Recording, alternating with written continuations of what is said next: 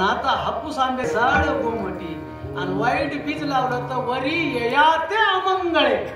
त्याचंही उदाहरण ज्ञानोबारायांनी दिलंय. अरे वाईट कडू फळ लावलं तर फळ तशी येणार आहेत. तसं महाराज कर्माच्या लक्षात आलं. जैसे ज्याचे कर्म तैसे फळ देतो जगी जीवनाचे सार घ्यावे जाणोनी सत्वर. जैसे ज्याचे कर्म तैसे फळ देतो ईश्वर. करण्याचं लक्षात आलं. अरे त्यावेळेला आपण आंधळे होऊन अभिमन्यूला बाण मारले होते. आता वाईट वाटायची काय गरज आहे. पण तेवढ्यात मी कर्णाने धाडसाने ऐका. एका हाताने धनुष्य धरला, दुसऱ्या हाताने पटकन बाण लावला आणि एका हाताने चाक उचललं. बसू लागला चाक आणि दातानं कानडी ओढली बाण सोडायचा.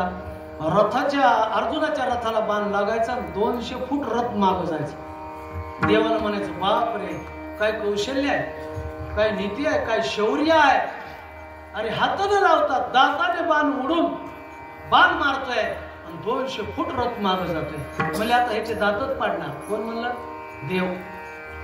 आणि देवानं पटकन रथावरून उतरले, रूप टाकून दिलं आणि कर्णाच्या पाठीमागे येऊन उभा राहिले ब्राह्मणाच्या रूपात. ए कर्णा, ओम भवती भिक्षाम देही, मला दान पाहिजे. तुझी कीर्ती तुझी ख्याती ऐकून आलोय. कर्ण म्हणला हे काय दान मागायची वेळ आहे का? माझ्या पुढे संकट आहे ना. आम्हाला ते माहित नाही. तुझी ख्याती आहे, तू दानशूर आहेस, दानवीर आहेस म्हणून दान मागायला आलो. बघा एवढ्या ह्याच्यामध्ये कर्ण म्हणतोय बोला की महाराज तुम्हाला काय दान पाहिजे. देवरूपी ब्राह्मण म्हणतोय कर्णा तुझे पुढचे हे 2 दात आहेत ना, ते सोन्याचे दात होते कर्णाचे. तुझे ती 2 दात पाहिजे, दे बरं. करणारे कुठल्याही प्रकारचा विचार न करता त्याच रथाच्या चाकावर स्वतःचं तोंड आपटलं. काही पुस्तकात पाहायला मिळते गदा तोंडावर मारली आणि ती 2 दात पाडले आणि देवाच्या हातावर ठेवले. हे घे देवा. पण देवाच्या हाताकडे लक्ष नव्हतं. कर्ण इकडे गुंतलेला बघितला आणि अर्जुना मला बघतो काय मार बाण. मी बोलत नाही तुका बरं म्हणतात. मागसी पाडो निदान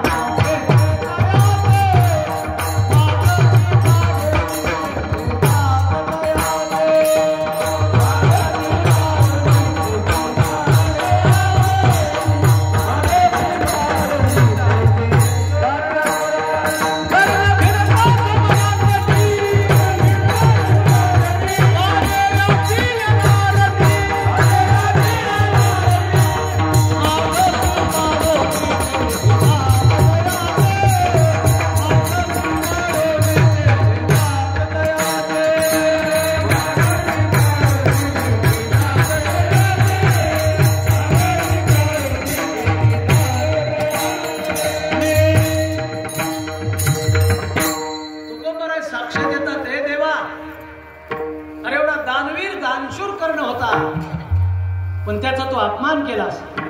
कर्ण भिडता समरांगणी बाणे व्यापीला रणी मागसी पाडोनी तेथे दात तयाचे.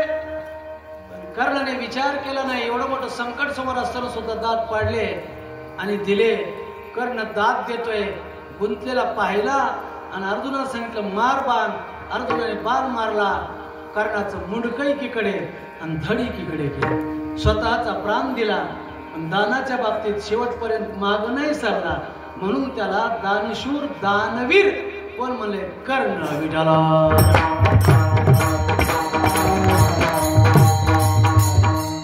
कर्मवीर भाऊराव पाटील, धर्मवीर शंभूराजे, दानवीर कर्ण. चला आता स्वातंत्र्यवीर विदा सावरकर त्यांचं चरित्र वाचा. मला या स्वातंत्र्यासाठी स्वतःचं जीवन बलिदान दिलं पण माघार नाही घेतली म्हणून त्यांना स्वातंत्र्य वीर असं मानले. चला पुढे क्रांतीवीर नाना पाटील. त्यांचं मूळ गाव सांगली तालुक्यात, सांगली जिल्ह्यात वाळवा तालुक्यात एक छोटस गाव नाना पाटील. ते पुण्याला राहायचे. ज्यावेळेला परकीयांनी आपल्या देशावर आक्रमण केलं अर्थात इंग्रजांनी त्या इंग्रजांना नाना पाटील पत्रे ठोकायचे म्हणून त्यांचं नावच होतं पत्री सरकार. काय ताकद होती महाराज माणसाचं. वाचा चरित्र, इतिहास वाचला पाहिजे माणसाने. नाना पाटील काय करायचे? पत्रे ठोकायचे त्या इंग्रजांना. एवढी ताकद होती महाराजांना. दरारा होता. नाना पाटील आले म्हणलं की माणसं घाबरायचे महाराज. एवढी ताकद त्या माणसाला. बाहेर कीर्ती असली की चव्हाट्यावर बसलेले माणसं कुणाला काय बोलतील काय सांगता येत.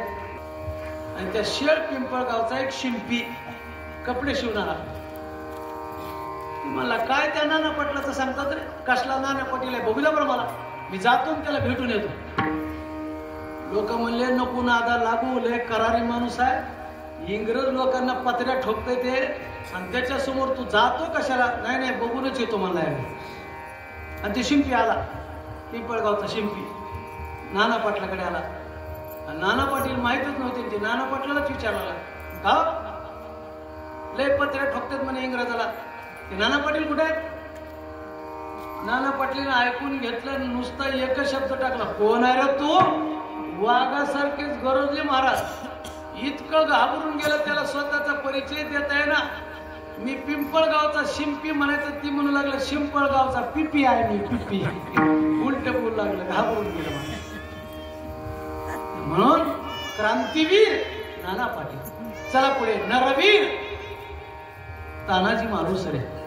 आपल्याला इतिहास माहित आहे. एकदा तानाजी मालुसरे स्वतःच्या मुलाची अक्षदा, पूर्वी लग्नपत्रिका नव्हत्या आता आहे तशा, अक्षिदा द्यायच्या. अक्षिदा भजण्याला सप्ताह असला की बुक्का द्यायचा आणि लग्न कार्य असलं की अक्षिदा द्यायचा. फार जुना काळ आहे. तानाजी मालुसरे आपल्या मुलाच्या लग्नाची अक्षदा घेऊन प्रतापगडावर आले महाराजांना अक्षदा देण्यासाठी. महाराज जय्यत तयारीने निघाले होते. तानाजी मालुसरे आले आणि महाराजांनी विचारलं, महाराज कुठे निघालात? काय नाही म्हणे, पहिले अक्षदा दे. नाही तुम्ही सांगा कुठे निघालात? अरे कुठे निघालात काय? कोंढाण्यावर परकीयाने आपला ध्वज फडकावलाय. मला गेल्याशिवाय पर्याय नाही. नाही म्हणले ते तुमचं काम नाही, आमचं काम आहे. अरे पण तुझ्या पोराचं लग्न आहे ना.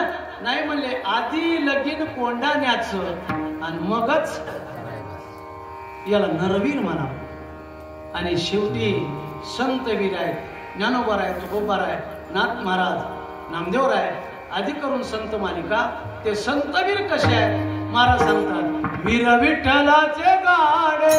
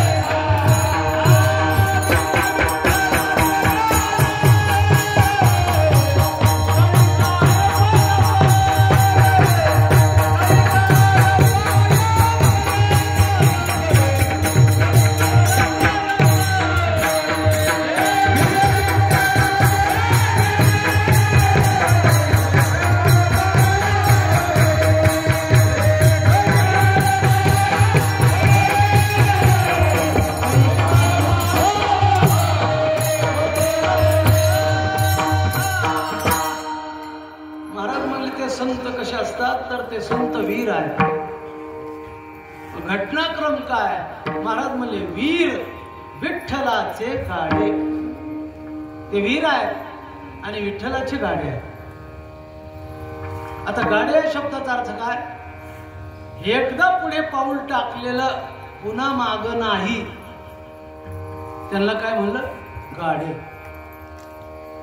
आपल्या परिसरात परभणी जिल्ह्यामध्ये गंगाखेडून परभणीला ठाकूरबुवा दैठणकर पण आजही पंढरपूरला जवळजवळ 2-3 मठ झाले. त्याला समगडीचा वाडा म्हणायची पूर्वी. त्या ठाकूरबुवांचा इतिहास सांगितला जातो. ठाकूरबुवा प्रत्येक महिन्याला पंढरपूरला जायचे वारीला.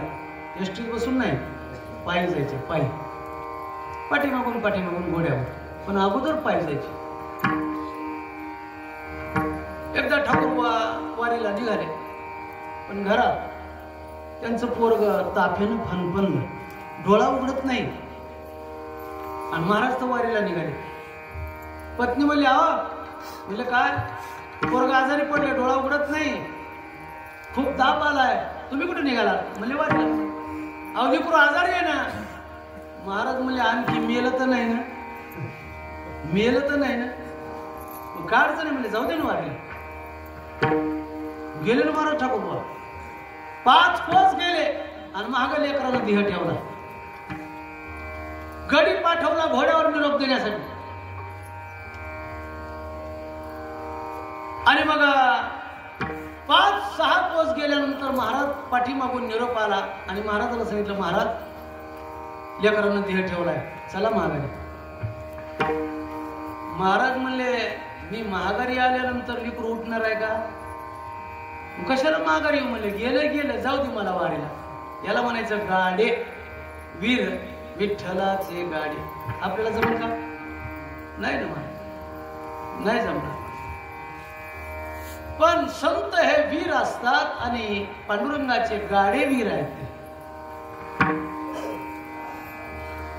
नुसते गाडे नाही तर त्यांचा अधिकार सांगत असताना कली काळ पाया पडे. कली बी त्यांच्या पाया पडतोय आणि काळही पाया पडतोय. कलीचं वास्तव्य भागवतामध्ये सांगितलं जातं 5 वस्तूमध्ये आहे. त्याच्यामध्ये कनक म्हणजे सोनं, कामिनी म्हणजे स्त्री, अशा बऱ्याच जागेवर कलीचं वास्तव्य आहे बरं का. आणि मग तुकाराम महाराजांनी कनक या वस्तूचा तर त्यागच केला होता. तेच म्हणजे सोने रुपये आम्हा माणिक पाषाण. पण महाराजांना जीवनातून उठवण्यासाठी भंडाऱ्या डोंगरावर एका माऊलीला शृंगार करून पाठवलं. महाराजांनी उत्तर दिलं, जाईवो तू माते न करी सायास आम्ही विष्णुदास तैसे, किंवा पराविया नारी रखुमाई किंवा माऊली समान. हे गेले नेमून ठाईचेची कली पाया पडे. कली पाया पडे आणि पुढे काळ पाया पडे. काळ सुद्धा पाया पडला महाराज. तुकाराम महाराजांना काळ घाबरत होता. किती घाबरत होता? महाराज म्हणजे तुकाराम तुकाराम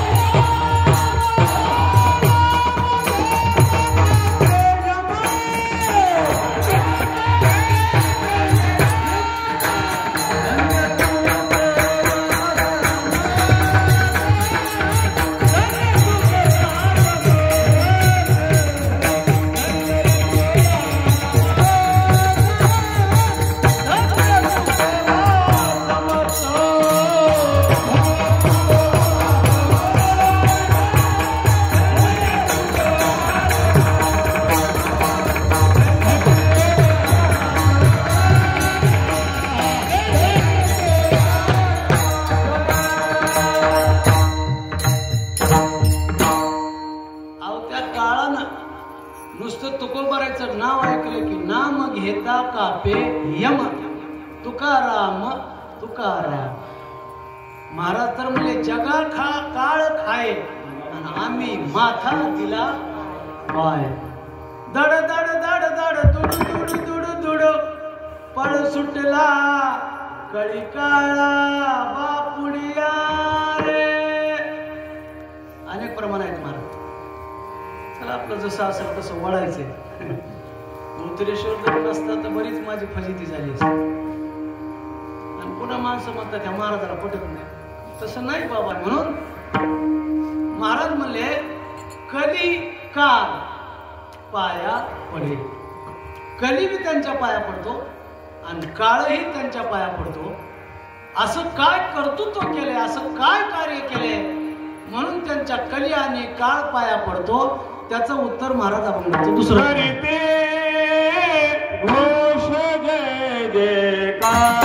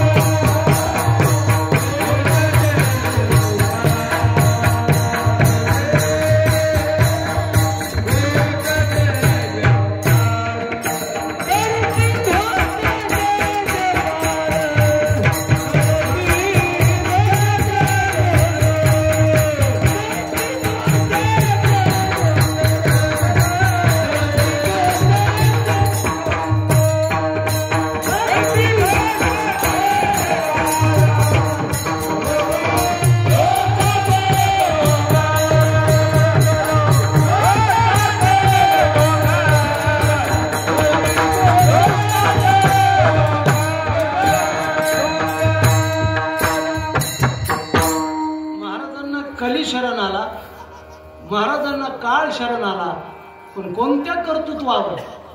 तर त्याचं उत्तर सांगितलं, रात्रंदिवस करीती घोष जय जयकार. हे घोष करतात, नामाचा जय घोष करतात आणि त्याच्यामुळं होतं काय? जळती दोषाचे डोंगर. अनेक ठिकाणी आपल्याला वर्णन करत आहे महाराज की भगवंताच्या नामाने पापाचे डोंगरच्या डोंगर जरी असले तरी ते डोंगर जळून खाक होतात. जळती दोषाचे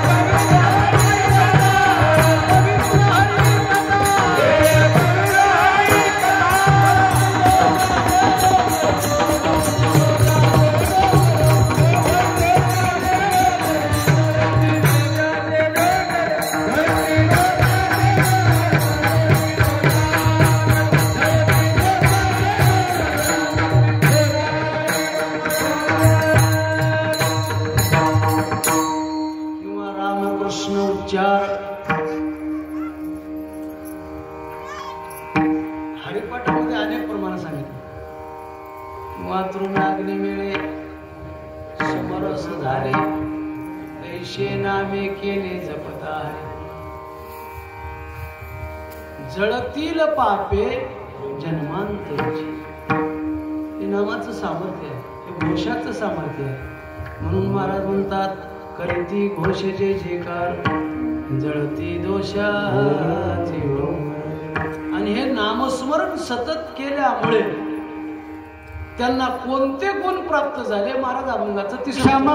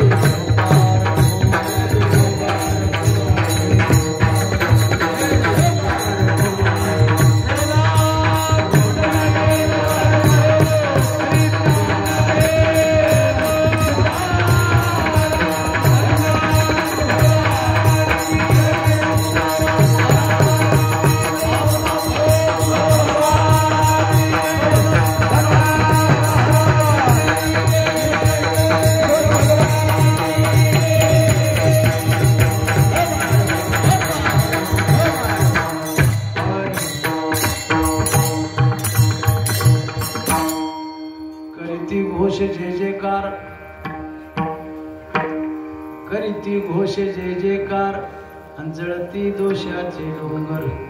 रात्रंदिवस नामस्मरण करतात. फायदा काय होतो?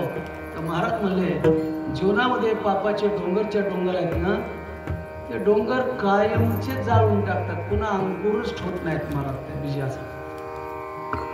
जळती दोषाचे डोंगर.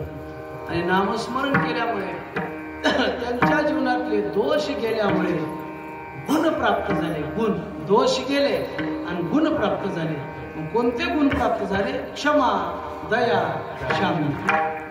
हे 3 गुण कशाने प्राप्त झाले? बाण अभंग हे हाती. हे बाण आमच्या हातात आहेत. कोणते? अभंग हातात आहेत. म्हणून आम्हाला दया, क्षमा, दया, शांती हे 3 गुण प्राप्त झाले. तुकोबारांच्या जीवनाचा विचार करायचा झाला तर केवढी दया, केवढी क्षमा, केवढी शांती. महाराजांचं चरित्र वाचताना लक्षात येईल, दया आणि क्षमा आणि दया या दोन्ही गोष्टी एकत्रित आपल्याला बघतात. तुकोबारांचे 14 टाळकरी आणि लोहगावचे एक टाळकरी, त्यांचं नाव शिवबा कासार. सगळ्या जाती धर्माचे मावळे बरोबर, तुकोबाराय बरोबर. शिवबा कासारचा धंदा बांगड्या भरायच्या आणि पोट भरायचं. तुकोबाराच्या कीर्तनाचं वेळ लागलं, संगतीचं वेळ लागलं, धंद्यावर पाणी पडलं. महाराजांचं जिथं कीर्तन असेल तिथं शिवबा जाऊ लागला. पत्नीने विचार केला, इतकं वेळ झालं तर आपल्या संसाराचं वाटोळ होईल, पण नवरा ऐकत नाही, करावं काय? एक दिवस तुकोबाराय लोहगावला आले, दौंडी दिली. महाराज गावात आले, आज संध्याकाळी कीर्तन होणार. शिवबा कासारला आनंद वाटला. शिवबा कसत कीर्तनाला आला. पत्नीने विचार केला, हे दुरून बरं होतं, आता तर घरी गावातच आले. बदला घ्यायला, शिक्षा द्यायला जमतंय आपल्याला, की अशी महाराजांना शिक्षा द्यायची की पुन्हा नवरा नाव घेणार नाही, माग फिरणार नाही आणि आपल्या प्रपंचाचं वाटलं होणार नाही, आपला उद्योग होईल. कीर्तन झालं, घरी आले. दार ठोठावलं, पत्नीनं उघडलं. मनात कपट केलं तिने. का म्हणे नुसतं कीर्तनाला फिरताय, त्या महाराजाला कधी आपल्या घरी आणावं की काही सेवा घडली पाहिजे, चहा नाश्ता जेवण काही दिलं पाहिजे. नुसतं तुम्ही फुकट कीर्तन ऐकता, मागं फिरताय. तुम्ही काय करा, काकडा झाला की घरी आंघोळीला आणा, आंघोळ घालू, चहा नाश्ता करू, महाराजाची बोलवण करून वाट लावू. असं मनात कपट. काही लोकांच्या पोटात वेगळं आणि वाटात वेगळं असतं. तिने कपट केलं महाराज. शिवबा कासारला वाटलं कशी देवानं कृपा केली, त्याला कपट कळालं नाही बायको, आणि ते मोठ्या मोठ्याला कळालं नाही, देवाला सुद्धा कळालं नाही. स्त्रियश चरित्रम पुरुषस्य भाग्यम न जानाति देवो को मनुष्य. अरे देवाला कळालं नाही तर माणसाला कसं कळलं महाराज. शिवबाला वाटलं बरं झालं, आज पहाटे काकडा झाला की महाराजांना आंघोळीला झाला. 4 वाजता चला काकड्याला. मी जागीच होती महाराज. उठवलं मालकाला, जा मी पाणी ठेवतोय, काकडा झाला की घरी घेऊन या आंघोळीला. पूर्वी पापड्या घालायची भांडी 5-5, 7-7 घालायची मोठी भांडी होती महाराज. ओसरीत पाणी ठेवलं, ओसरीत वट्ट्यावर. धगधगता अग्नी, गौऱ्या टाकलेल्या, त्याच्यावर भांडं ठेवलेलं. 2 तास 2.5 तास काकडा चालला. पाणी उखळलं महाराज, खळखळ उकळे आले. काकडा झाला आणि शिवबा कासार म्हणले महाराजांना, महाराज चला आंघोळीला घरी आपल्याकडेच, चला रामकृष्ण हरी. निघाले महाराज, आले घरी. पत्नी म्हणले, आपण पाणी ठेवले आंघोळ घालायची, पण उठणं नाही, साबण नाही, तेल नाही. उजडले, दुकान उघडले असतील, जा दुकानावर, उठणं साबण तेल घेऊन या. कपट केलं आणि तिकडं पाठवलं शिवबाला. महाराज आले आणि सरळ नहानीत, बाथरूम नव्हते त्यावेळेला, म्हणत नहानी म्हणत, नहानीत जाऊन बसले. रामकृष्ण हरी, रामकृष्ण हरी. ह्या बाईनं तेवढी संधी साधली, मोठ्या फडक्यानं ते भांड उचललं एक आणि ते उखळतं पाणी महाराजांच्या अंगावर होतं. काय वाटलं सर महाराज, एवढा त्रास झाला पण तुकोबारांनी भ्र शब्द सुद्धा बोलले नाहीत कुणाला, शिवबा कासाराच्या पत्नीला. उलट भगवंताचा धावा केला. जळे माझी काया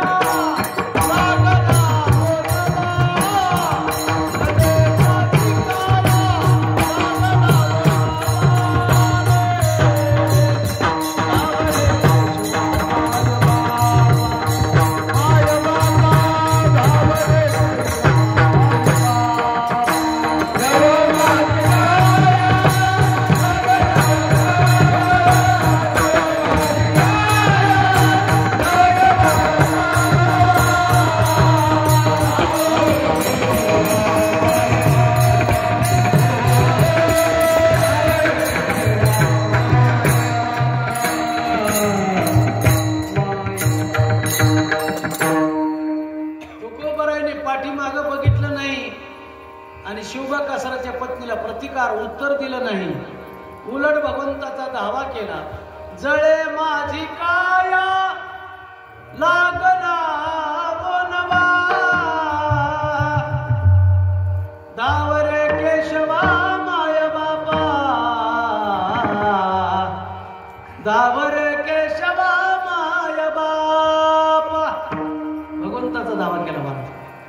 पण ऐका, साधूला छळणं, साधूला त्रास देणं, साधूची उपासक बुद्धीनं निंदा करणं, ते आपल्या उलट येत असते. तिनं कपट केलं, महाराजांच्या अंगावर उकळतं पाणी ओतलं, पण फोड मात्र तिच्याच अंगाला गोगलगाईसारखे आले. शिवबा कासार आले आणि तिनं स्वतःच्या हाताकडे बघितलं, सगळ्याच अंगाला गोगलगाईसारखे फोड आले. पापड्या घालताना किंवा गॅसवर पाणी ठेवलं उखळतं अंगावर यावं. महिलांना विचारा, पटकन फोड येतो. तिथपर्यंत काय वाटत नाही, पण ते फोड फुटल्यानंतर किती दाह होतं विचारा प्रत्येकाला. फोड फुटल्यानंतर तिनं बघितलं आणि सहज हात फिरवला. दुसरा हात या हातावरून फिरवल्या बरोबर पाणी वाहू लागलं बाहेर. आग होऊ लागली, दाह होऊ लागला आणि पांढरी शिपट काया झाली. चट्टे चट्टे चट्टे कोड फुटल्यासारखं झालं. आरबळून रडू लागलं महाराज. आणि मग पश्चाताप झालं की माणसं खरं बोलतात. अगोदर बोलत नाही, अगोदर चूक झाकण्याचा प्रयत्न करतात आणि चूक सगळ्याच्या लक्षात आली की गपचिप म्हणतात चूक झाली माझ्याकडे. तसं ती म्हणू लागली शिवबा कासारला, महाराज मी कपट केलं तो आपल्या प्रपंचात ते विघ्न यायले, तुम्ही तिकडे चाललात म्हणून मी कपट केलं. महाराजांच्या अंगावर उकळतं पाणी ओतलं आणि माझ्या अंगाला फोडं आले हो, पोट फुटलं. काय बी करा, महाराजांच्या पाया पडते मी शरण आहे. आणि महाराजांनाच म्हणा माझा दाह शांत करा आणि पूर्ववत कांती शरीर करायला सांगा.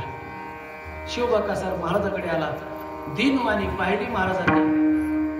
केवढी क्षमा, केवढी दया आहे का.